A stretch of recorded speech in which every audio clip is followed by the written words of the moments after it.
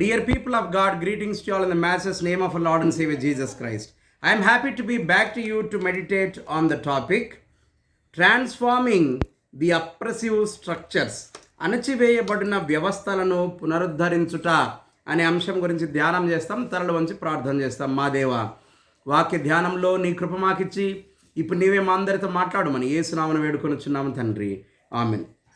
దేవుని యందు ప్రియమైనటువంటి వారలారా, అణచివేయబడిన వ్యవస్థలు, అణచివేయబడినటువంటి పరిస్థితులు, వాటన్నిటినీ పునరుద్ధరించువాడు ఇశ్రాయేలీల దేవుడు. మనము నహూము గ్రంథంలో చూస్తే నినివే పట్టణ యొక్క వ్యవస్థను దేవుడు వారికి నియమించినటువంటి పనులు, దేవుడు వారికి నియమించినటువంటి నిబంధనలు అన్నిటినీ పూర్తిగా కుంగలో దొక్కినారు. వారు వాటిని అనుసరించటం లేదు, వాటిని పాటించటం లేదు, దేవునికి పూర్తి భిన్నంగా ప్రవర్తిస్తున్నారు. అందుకని నహూముకు నినివేను గురించిన దేవోక్తి ఎల్కోషువాడగు నహూమునకు కలిగిన దర్శనం, ఆ దర్శనాన్ని నహూము వివరిస్తున్నాడు. మరి నినివే పట్టణము దేవునికి వ్యతిరేకంగా చేసిన ఈ పనులను, వారి యొక్క దుర్మార్గపు చర్యలతో నినివే పట్టణ వ్యవస్థను, దేవుని యొక్క పరిపాలనను ఎట్లా అణచివేసినారో, ఎట్లా వారి మూర్ఖత్వంతో, వారి చెడ్డ పనులతో అనగదొక్కినారో, దేవుడు వారికి ఏం చేయబోతున్నాడో ఎక్స్ప్లెయిన్ చేస్తున్నాడు నహూము. 2వ వచనము నుండి 5వ వచనం వరకు కూడా దేవుని యొక్క రోషాన్ని, ద క్యారెక్టరిస్టిక్స్ ఆఫ్ గాడ్, దేవుని యొక్క లక్షణాలను వివరించి చెప్తున్నాడు. ఆయన యెహోవా రోషము గలవాడై ప్రతీకారము చేయువాడు, యెహోవా ప్రతీకారము చేయును, ఆయన మహోగ్రత గలవాడు, యెహోవా తన శత్రువులకు ప్రతీకారము చేయును. ఇదంతా 5వ వచనం వరకు ఎక్స్ప్లెయిన్ చేస్తాడు. ఆయన ఎట్లా తనకు శత్రువులుగా ఉంటే ఎట్లా అణచివేస్తాడో దేవుడు ఆ సంగతులను ఎక్స్ప్లెయిన్ చేస్తున్నాడు. తర్వాత 11వ వచనం నుంచి మనం చూస్తే, నినివే యెహోవా మీద దురాలోచన చేసి వ్యర్థమైన వాటిని బోధించువాడొకడు నీలో నుండి బయలుదేరి ఉన్నాడు. He speaks about people who are teaching wrong teachings, who are misguiding people from the paths of God. దేవుని యొక్క అడుగుజాడలలో నుండి, దేవుని మార్గములో నుండి వారిని తప్పించడానికి ఇష్టం వచ్చినట్లు ప్రవర్తించేవాడు, దేవుని మీద నిందలు మోపి దేవుని మీద అబద్ధ మాటలు చెప్పేటటువంటి వారు బయలుదేరినారు నినివే పట్టణంలో. వారిని గురించి మాట్లాడుతున్నాడు ఆయన. వారు విస్తార జనమై పూర్ణ బలము కలిగి ఉన్నను కోత ఎందైనట్లు వారు కోయబడి నిర్మూలమగుదురు. God says, I will take them off. వాళ్ళనందరినీ తీసి పక్కన పారేస్తానంటున్నాడు ఆయన. He will not leave anybody. దేవుని వ్యవస్థను, దేవుని సంస్థను, దేవుని యొక్క ఆలోచనలను అనగదొక్కేవాడు ఎవడైనా సరే, అట్టి వారిని దేవుడు ఉపేక్షించడు, వారిని తప్పక శిక్షిస్తాడు, ఆ వ్యవస్థలను పునరుద్ధరిస్తాడు ఆయన. He want keep quiet. వ్యవస్థ పాడైపోతా ఉంటే దేవుడు చూస్తా ఊరుకోడు. He will act, he will react accordingly, and then he will transform it. దాన్ని పూర్తిగా పునరుద్ధరించి దాన్ని వృద్ధిలోనికి తీసుకొని వస్తాడు ఆయన. ఆ 12వ వచనంలోనే, నేను నిన్ను బాధపరచితేనే నేను నిన్నిక బాధ పెట్టను, వారి కాడి మ్రాను నీ మీద ఇక మోపకుండా నేను దాన్ని విరగగొట్టుదును, వారి కట్లను నేను తెంపుదును. నినివే పట్టణ వ్యవస్థల గురించి మాట్లాడుతున్నాడు దేవుడు. ఈ దుర్మార్గుల వలన, ఈ చెడ్డ కార్యాలు చేసే వలన నినివే పట్టణము పాడైపోతా ఉంది, నినివే పట్టణ వ్యవస్థ పాడైపోతా ఉంది. కనుక వారిని నేను నిర్మూలన చేస్తాను, తద్వారా ఈ నినివే పట్టణ వ్యవస్థను కాపాడుతాను, దీన్ని పునరుద్ధరిస్తాను అని దేవుడు మాట్లాడుతున్నాడు. నహూముకి ఎక్స్ప్లెయిన్ చేస్తున్నాడు, నహూము జనులకు ఎక్స్ప్లెయిన్ చేస్తున్నాడు. నినివే పట్టణ యొక్క వ్యవస్థను దేవుడు త్వరలో కాపాడనై ఉన్నాడు. ఎవరి వలననైతే నినివే పట్టణ వ్యవస్థ నిర్మూలన చేయబడతా ఉందో, ఎవరి వలననైతే నినివే పట్టణ వ్యవస్థ పాడైందో, భ్రష్టు పట్టిందో, అగుదోగతి పాలైందో, వారిని నిర్మూలించి తద్వారా ఈ నినివే పట్టణ వ్యవస్థను తిరిగి పునరుద్ధరిస్తానని దేవుడు నహూము ద్వారా ఇశ్రాయేలులతో మాట్లాడుతున్నాడు. ఇది దేవుని యొక్క లక్షణం. ఎందుకనంటే ఆయన రోషము గలవాడు. ఆయన క్యారెక్టరిస్టిక్స్ అన్నీ 2 నుండి 5 వచనాలలో ఎక్స్ప్లెయిన్ చేయబడింది. నహూము ఎక్స్ప్లెయిన్ చేస్తున్నాడు. ఆయన రోషము గలవాడు, ఆయన తన శత్రువులను ఉపేక్షించేవాడు కాదు, అయితే one more character he explains here ఏందనంటే 3వ వచనంలో యెహోవా దీర్ఘశాంతుడు, మహాబలము కలవాడు, ఆయన దోషులను నిర్దోషులుగా ఎంచడు. These are all his characters. వ్యవస్థ పాడైపోతూ ఉంటే ఆయన చూస్తా ఊరుకోడు. క్రైస్తవులుగా మనం చేయాల్సిన పని కూడా ఇదే. We should not keep quiet, you should arise and you should work for it.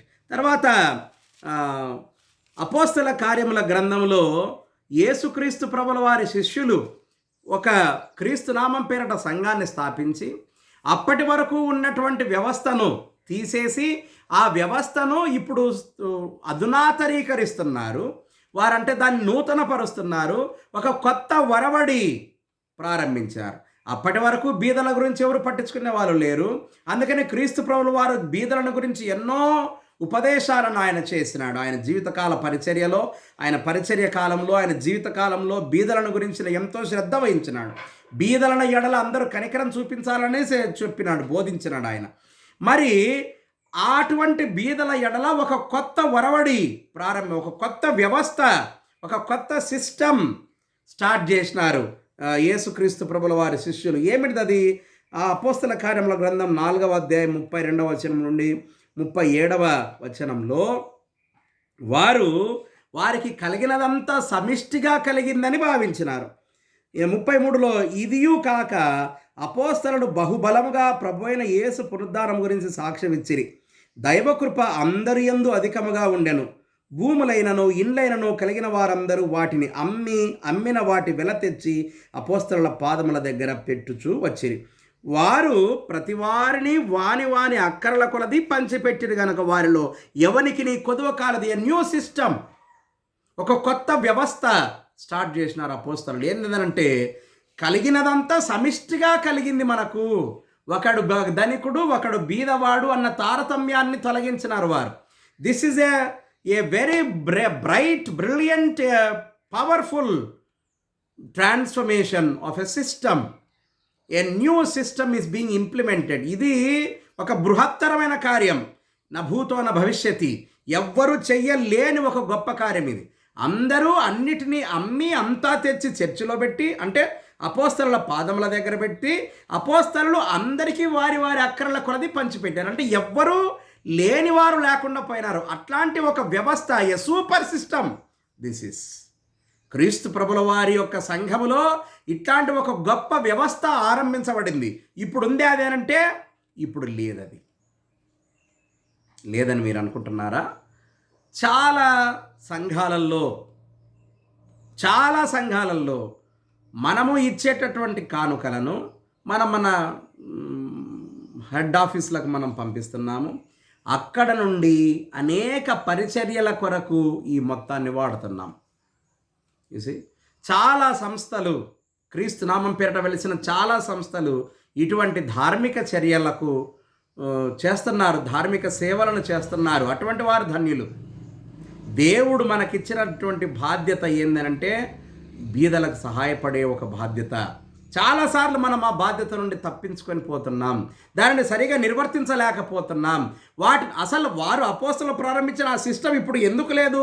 మధ్యలో ఎన్ని చోట్ల ఏమేమి జరిగినాయో, ఎందుకు అది ఆ వ్యవస్థ మూత వేయబడిందో దాన్ని మనం మరలా పునరుద్ధరించగలమా? This is a big question. అసలు జవాబే లేని ఒక ప్రశ్న ఇది. దేవుడు ప్రారంభించిన ఎన్నో గొప్ప బృహత్తరమైన వ్యవస్థలు, పనులు, సంస్కరణలు, వాటిని మనం కొనసాగించలేకపోతున్నాం. ఎందుకంటే వీ షుడ్ ఫీల్ రెస్పాన్సిబుల్. బాధ్యత మనం భావించాలా? క్రీస్తు ప్రభుల వారి యొక్క బాధ్యతను మన భుజస్కంధాల మీద వేసుకొని ముందుకు సాగాల. తర్వాత యేసుక్రీస్తు ప్రభుల వారు విశ్రాంతి దినం అనే వ్యవస్థకు ఒక కొత్త తాత్పర్యం ఇస్తున్నాడు ఆయన. అప్పటి వారు మూర్ఖంగా ఏం ఆలోచించారు? విశ్రాంతి దినం ఏం పని చేయకూడదు, విశ్రాంతి దినాన్ని ఎక్కడికి పోకూడదు, ఏం చేయకూడదు. ఒక నడుము వంగిపోయిన స్త్రీ యేసుస్వామి దగ్గరికి వచ్చింది. పరిశుద్ధ లూకా సువార్త 18వ అధ్యాయం 18వ అధ్యాయం 10 నుండి 17 వచనాలలో వంగిపోయిన స్త్రీ వచ్చింది. ఆమె చాలా అనారోగ్యంగా ఉంది. యేసుస్వామి ఆమె దగ్గరికి పోయి, అమ్మ నువ్వు స్వస్థత పడగోరుచున్నావా అని ఆమెను అడిగి ఆమె మీద ఇట్లా చెయ్యి ఉంచగానే ఆమె దిగ్గుని చక్కగా లేచి నిలబడింది. అప్పుడు దేవుడు గొప్ప కార్యం చేసినాడని సంతోషించకపోగా, చూడండి 14వ వచనంలో, యేసు విశ్రాంతి దినమున స్వస్థపరిచినందున ఆ సమాజ మందిరపు అధికారి కోపముతో మండిపడి జనసమూహమును చూచి, పని చేయదగిన 6 దినములు కలవు గనుక ఆ దినములలోనే వచ్చి స్వస్థత పొందుడి, విశ్రాంతి దినమందు రావద్దు. నువ్వెవనివయ్యా దేవుని జనులను ఆపడానికి? పని చేయ, ఇది పనా? ఒక అబ్రహాము కుమార్తె ఒకటి స్వస్థత పొందుతూ ఉంటే నువ్వు విశ్రాంతి దినం పని చేయకూడదు, 6 దినాలు వచ్చి చేసుకొని పోండి, విశ్రాంతి దినం రావద్దు అని ఎందుకు చెప్తున్నావు? What is your understanding?